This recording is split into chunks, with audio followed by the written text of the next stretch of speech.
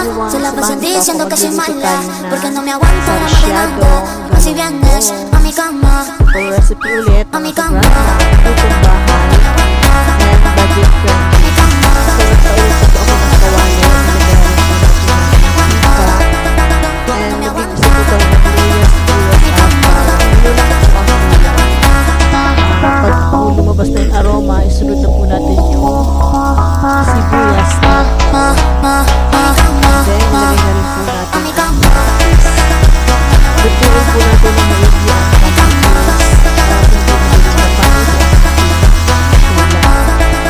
And then maglalagay din po tayo ng black beans. Optional lang po itong black beans. Yung iba po naglalagay ng black beans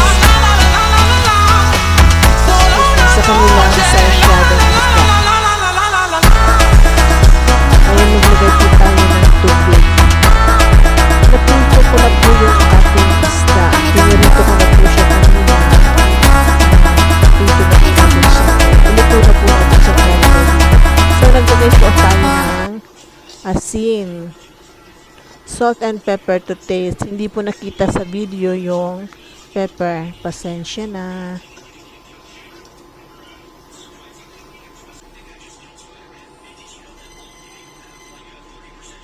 Ngayon, lagay na po natin yung itlog. Mabilisan lang po ang paghalo para po hindi magbuo-buo yung itlog.